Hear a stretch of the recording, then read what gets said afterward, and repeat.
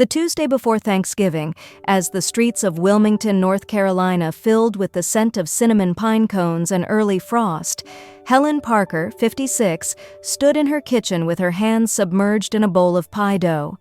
The radio played softly in the background, some cheerful old tune from the 60s, but inside she felt anything but festive.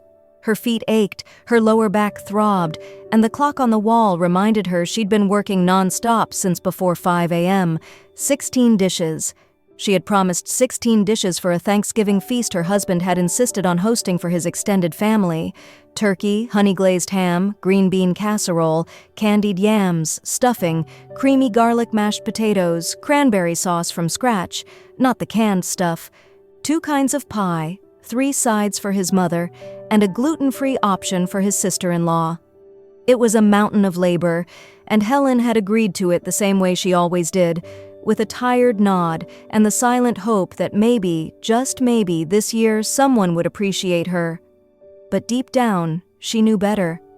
She had spent 33 years in that house, raising their only son, keeping the house spotless, stretching every dollar when times were tight, caring for her husband's aging mother, Elaine, without complaint.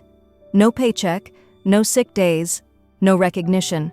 Just expectations that piled higher with every passing year. Her husband, Rick, a retired high school music teacher, prided himself on being the intellectual of the household. He spoke often and loudly, mostly about politics, art, or what he called people who waste their potential. Their son, Jason, now 27, fancied himself a freelance journalist, though Helen hadn't seen a byline or paycheck from him in nearly a year. Elaine, Rick's mother, had moved in 15 years ago after a hip surgery and never left.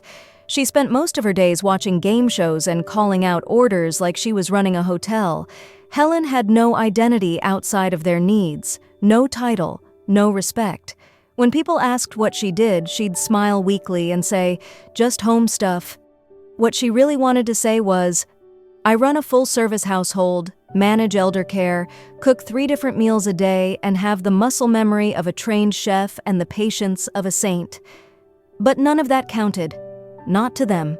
Not even the patchwork business she'd built from scratch, sewing intricate quilted placemats, baby blankets, and personalized wall hangings for neighbors and friends.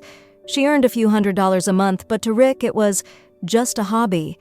He never once asked what she did with the money. That Tuesday, while Helen stirred gravy on one burner and sautéed onions on another, Elaine waddled in wearing her silk robe, her favorite mug in hand. "Where's the honey?" she barked. Helen didn't turn around. Her hands were covered in grease and flour. "Same place it always is. Basket under the sink." Elaine let out a scoff. "You expect me to bend down with my back?" she snapped, setting her mug on the counter with a loud clunk. "Do you have any common sense left, Helen?" It wasn't the first time she'd said something like that, not even the 10th. But that morning, something in Helen's chest pulled tight, like a rope about to snap. She turned just slightly, still holding a wooden spoon in one hand.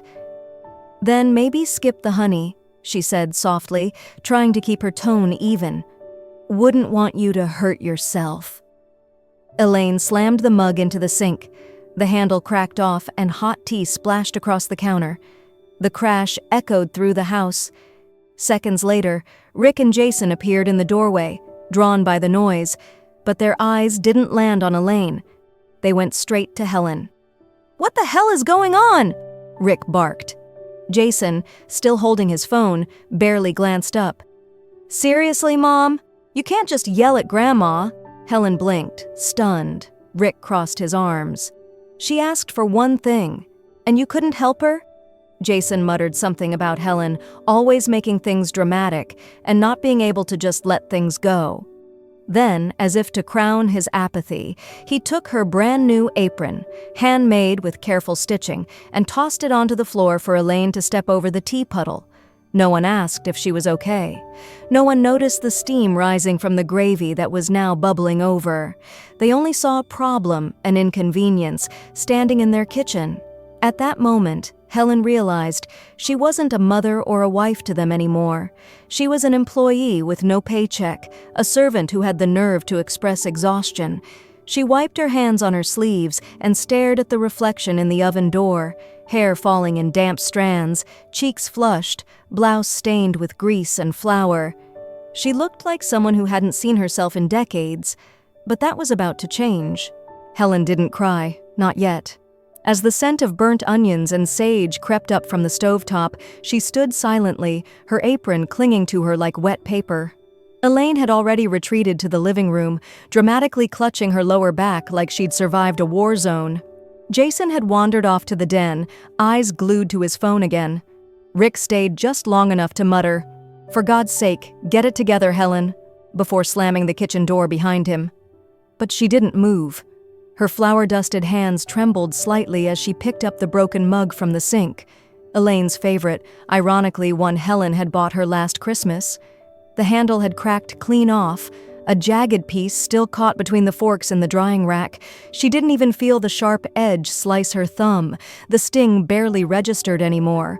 What hurt far more was the silence, the complete indifference. She turned off the gravy burner, wiped her bleeding thumb on a dish towel, and leaned over the sink. Through the window, she could see the neighbors setting up their Thanksgiving table. Laughter drifted from the next yard. Their family, parents, children, grandparents, were folding napkins and passing wine glasses like they were building something whole, something Helen had convinced herself she once had. But that was a lie. It had never been whole. It had always been her holding the pieces together, alone. She turned back toward the kitchen and surveyed the wreckage. Her famous apple pie sat unfinished on the counter, the lattice top only half woven. The turkey brine bucket still needed draining. The cranberry sauce hadn't even cooled. The sweet potato casserole, her own mother's recipe, bubbled on the back burner, ignored. She'd started cooking before sunrise. She hadn't eaten a bite all day. Then came the final blow. Elaine, now reclined in Rick's recliner, shouted from the other room, "Helen! When you're done cleaning up that mess, I want my lemon water, with honey this time, not just plain." Something inside Helen snapped. It didn't shatter like glass. No, it cracked like dry earth beneath the weight of years, quiet, irreversible, and final. She walked to the table, picked up the large casserole dish she'd just pulled from the oven, and with the smoothness of a stage actress in her final monologue, she smashed it onto the floor. Sweet potatoes, marshmallows, and brown sugar exploded in a sticky mess across the tile. The sound was thunderous. Rick rushed in from the hallway, Jason trailing behind him. "What the hell are you doing?" Rick yelled, staring at the ruined dish like she'd just vandalized a church. Helen stood still. For once, she didn't apologize. She didn't look down. She didn't even flinch. Jason gave a bitter laugh. "Seriously, Mom? Over a little lemon water? You always make everything about you." Helen blinked at him. Jason, her son, the boy she had nursed through chickenpox and coached through spelling bees, now looked at her like she was nothing more than a nuisance, a malfunctioning machine. Rick added, "You've ruined Thanksgiving. You know that, right? My sister's family will be here any minute. What do you want us to do? Serve them this?" He gestured to the floor, to the food she had spent hours preparing, now strewn like wreckage across the tiles. "You should take a good look at yourself," he hissed. "Just look at what kind of scene you've created." Helen looked at herself, not in the mirror, but in the way they looked at her. She saw it now, clearer than ever. They didn't love her, they used her, and they resented her the moment she stepped outside the lines. The image of her son grabbing her handmade apron and tossing it on the floor for Elaine to step over flashed in her mind like lightning. The way Rick never once asked if she was okay. How Elaine played victim while she bled in the kitchen. She slowly knelt down, not to apologize or to clean, but to look at what had been broken. The dish, the food, the silence. Her fingers brushed over the glazed ceramic, still hot from the oven. The sharp edges of her life had finally cut deep enough. She stood up. "I'm done," she said. Rick stared at her. "What?" "I said," she repeated, louder this time, voice steady and low, "I'm done. I'm not cooking another damn thing. Not for you, not for Jason, not for your mother. You want dinner? You figure it out." Jason scoffed. "You're acting crazy." She walked past them both, pulled off her grease-stained apron, and dropped it onto the growing mess on the floor like a flag at the end of a battle. "I've been acting sane for 30 years, she said. This is the first honest thing I've done in decades." The silence after Helen's words was deafening. Rick didn't know what to say, and Jason, mouth open, eyebrows raised, looked at her as though he were seeing her for the first time. Elaine let out a sharp, theatrical gasp from the recliner, like Helen had just confessed to burning down the house.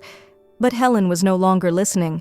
She walked out of the kitchen, her steps slow but steady, each one releasing the weight she'd carried for too long, up the narrow staircase, past the wall of family photos where she never smiled quite wide enough. She entered the bedroom she had shared with Rick for over 3 decades. The room felt cold, not from temperature, but from absence. There had never been warmth here, only routine. She moved to the closet.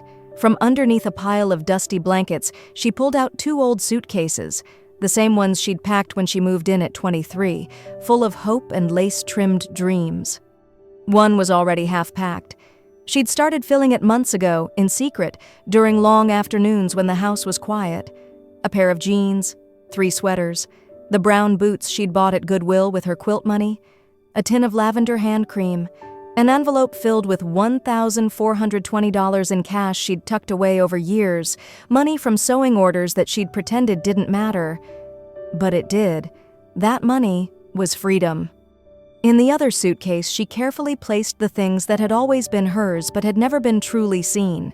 Her sewing kit, a small framed photo of her late mother, a recipe book with her handwritten notes, and a faded envelope holding fabric swatches from quilts she'd made for other people's babies, never her own. As she zipped the second case shut, a strange calm washed over her.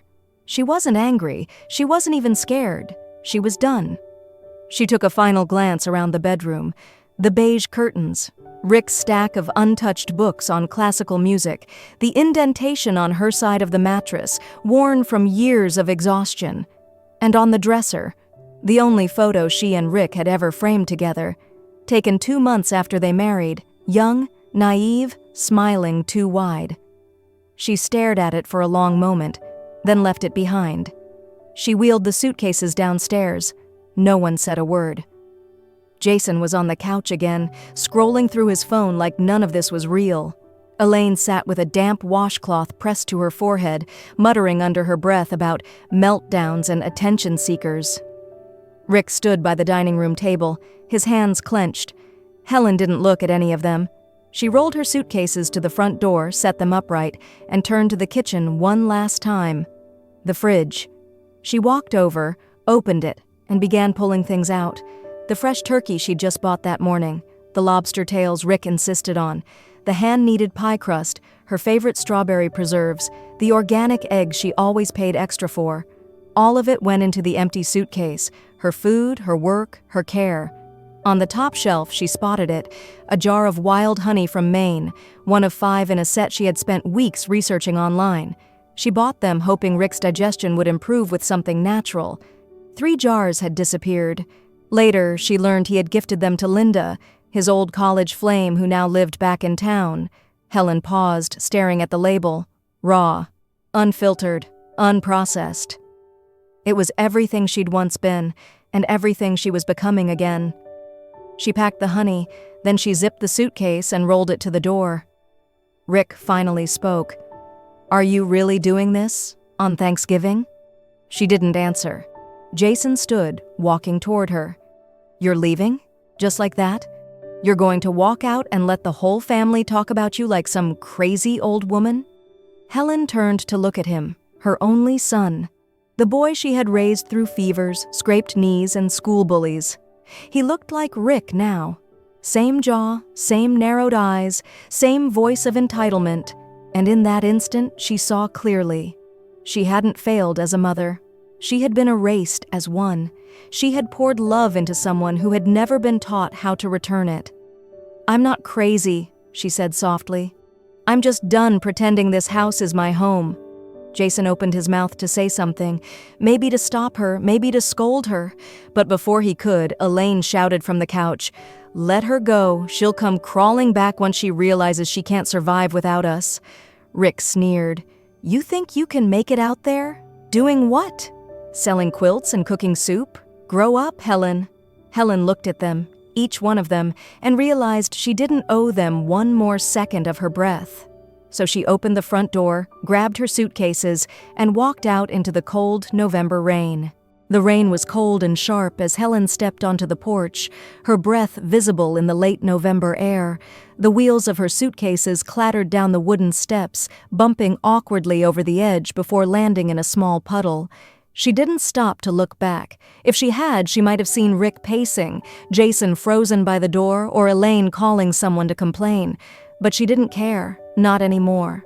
Her car was long gone, sold years ago, to save money, when Rick decided a one-car household was more practical. So she walked, 1 block, then 2. Each footstep soaked her shoes further, but she pressed on, heart pounding, not with fear, but with the quiet certainty of someone who had finally said, "Enough." By the time she reached the edge of the neighborhood, the rain had turned to mist. She pulled her old flip phone from her coat pocket. The screen flickered to life, faint and cracked in the corner. One contact stood out. Grace Turner. Grace had once lived across the street, back when their kids were little and summers were filled with chalk drawings on the driveway and neighborhood barbecues. Grace had always been the bold one, the first to file for divorce, the first to go back to school at 40, the first to say aloud what Helen only whispered in her head. Years ago, Grace had said something Helen never forgot. "If you ever need to leave that house, Helen, you come to me." No questions asked. At the time, Helen smiled politely and brushed it off. But now, standing at a gas station awning with rain dripping from her hood and her hands trembling from more than just the cold, she hit call. Grace answered on the second ring. "Helen?" Her voice was warm, steady, real. "Yeah, I need somewhere to go." "You already know the address," Grace replied.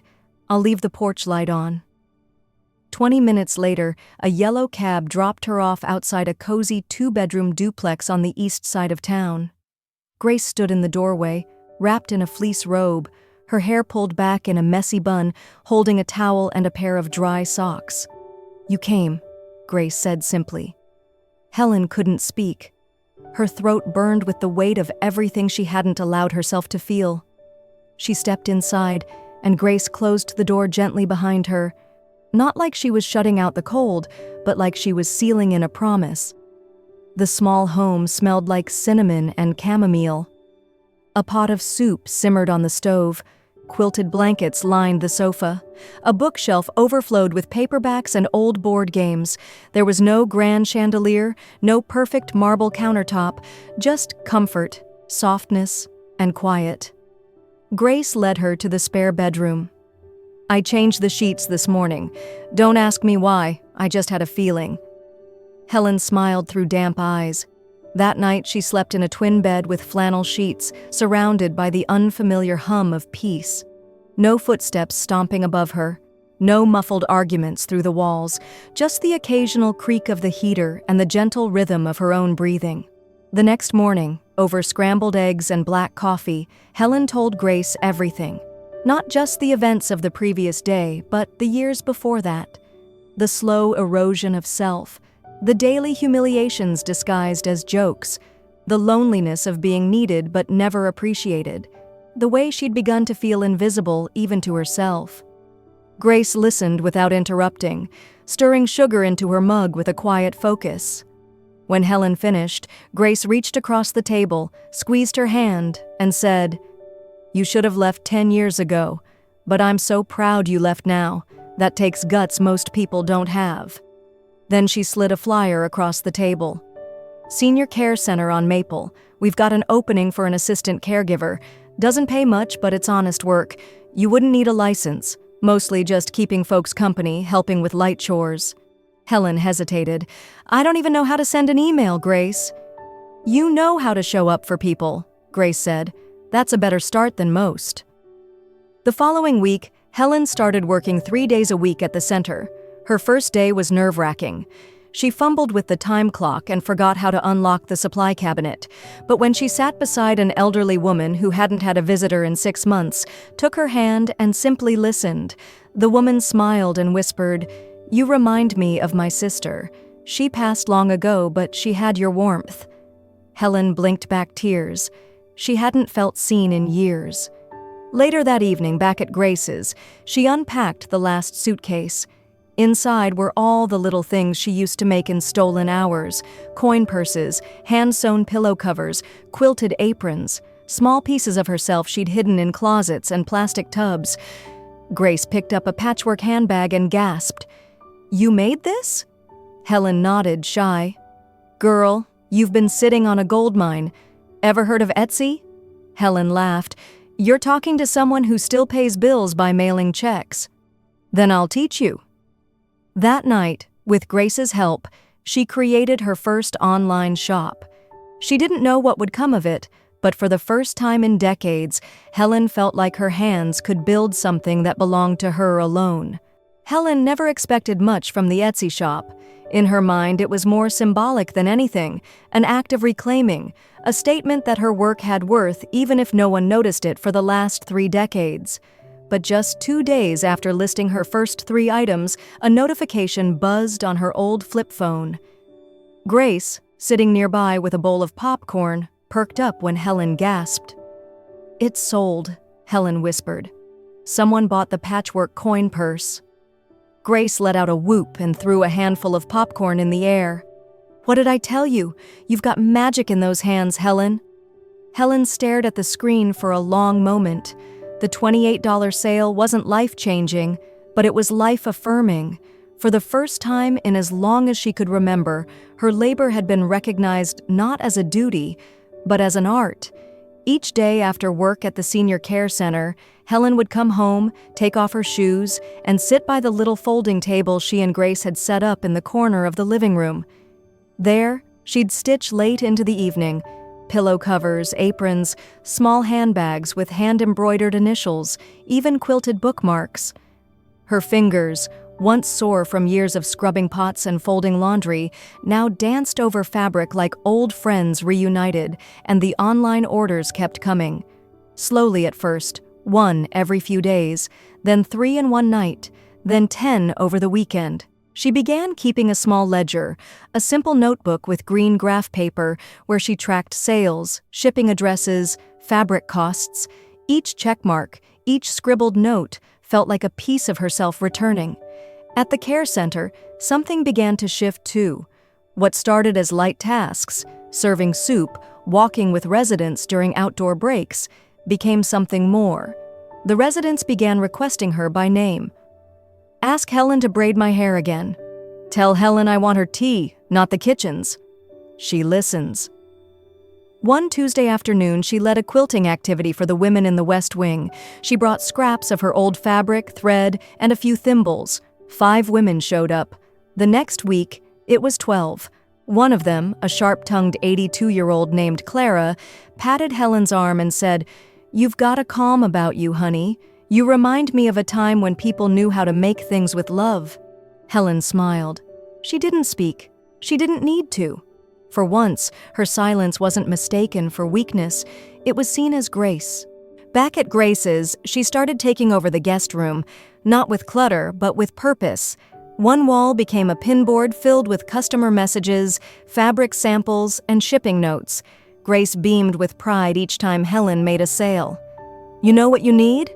Grace said one night. "Your own place. Nothing fancy, just yours." The idea sent a ripple of fear through Helen. She'd never lived alone, not once in her 56 years.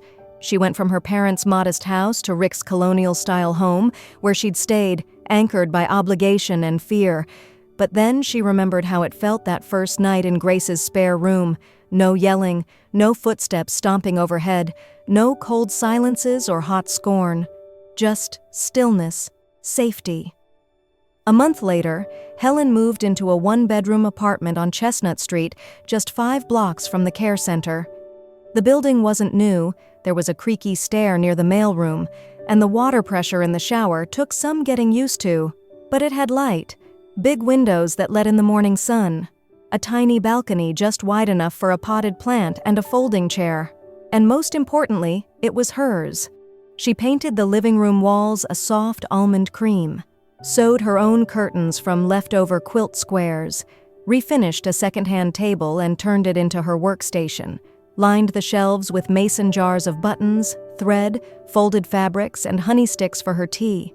She even splurged, using her own earnings, to buy a brand new pair of soft leather shoes. Not on sale, not secondhand, not someone else's leftovers. They were hers, chosen by her, for the first time in decades. One night, as she sat sewing a custom wedding pillow for a customer in Oregon, her phone buzzed again. It was a text from Jason. "Hey, just wondering, how are you?" She stared at the message for a long time.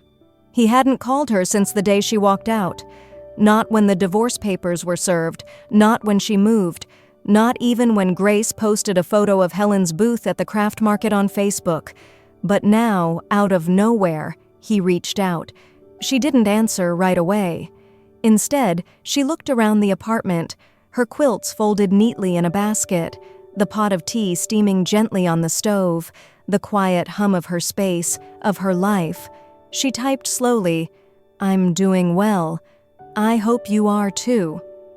Then she put the phone down, not with anger, not with hope, but with something deeper, peace. The divorce was finalized on a quiet Tuesday morning in early March. The sky outside was clear, unusually warm for North Carolina that time of year. Helen sat across from her attorney at the county courthouse, hands folded in her lap, her face serene. Rick didn't show up in person. He sent his lawyer instead, with a half-hearted counteroffer and a stack of documents filled with numbers he barely understood. But Helen came prepared. She had saved every receipt, every credit card statement, every grocery bill and handwritten note that proved she had managed that household not just as a homemaker, but as the glue holding the walls up. She didn't ask for revenge. She didn't want more than her share, but she wanted it on record that her labor had value. And the court agreed. Later that evening, she walked home from the bus stop, her small shoulder bag bouncing gently with each step. When she opened the door to her apartment, the smell of cinnamon drifted out from the kitchen. A small pot of apple cider simmered on the stove. Her Etsy orders, 5 of them, were stacked on the table ready to be shipped. She exhaled slowly. This life was hers now, entirely. 2 days later, Jason showed up. It was the first time he had seen the apartment. He stood awkwardly outside her door in a windbreaker, holding a bag of grocery store muffins and a bouquet of slightly wilted flowers. Helen opened the door, surprised but not unkind.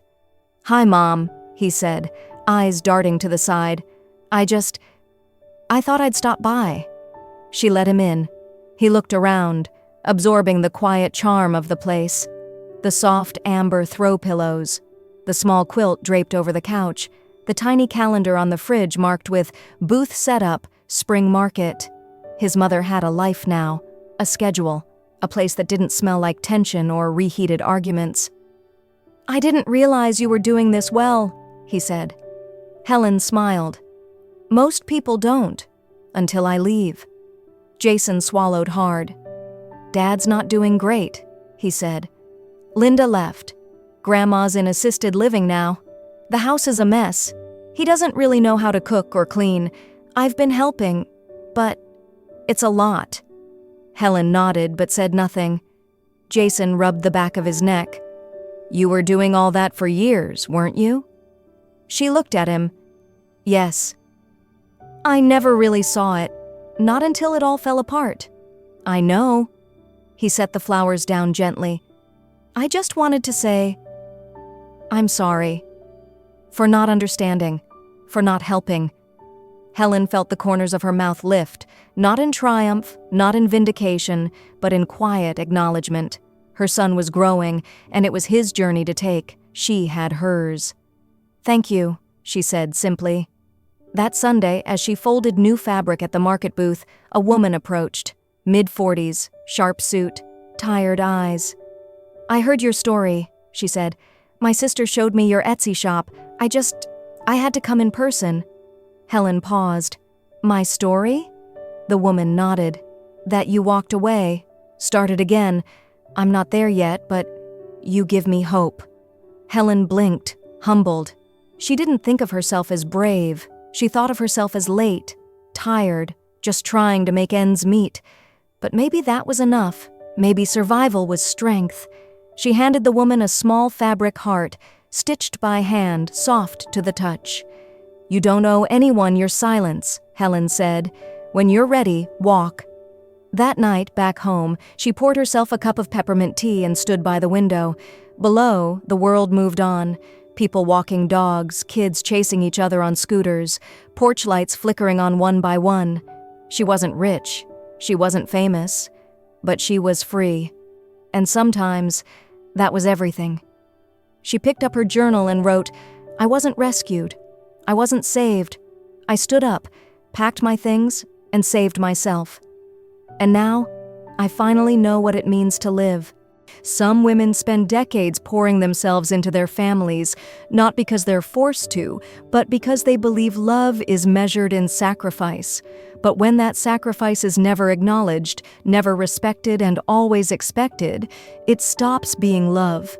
It becomes a quiet prison, built not of walls, but of unspoken resentment and fading identity. Helen Parker's story isn't just about a woman who left her husband. It's about a woman who woke up to the painful truth that if you don't stand up for yourself, no one else will. After 30 years of being unseen and unappreciated, she finally chose herself, not out of anger, but out of clarity. The lesson here isn't that everyone should walk away or that divorce is the only path to healing. The real message is this: you are allowed to live a life that feels meaningful to you. You are allowed to ask, who am I when I'm not cooking, cleaning, or giving? And if the answer is no one, then something must change. It is never too late to begin again. Whether you're 35 or 65, choosing yourself isn't selfish. It's survival. Sometimes the bravest thing you can do is take one small step. Call a friend, pack a bag, say, "I deserve more than this," because even if your hands are tired and your heart feels worn, you still have the power to build something new.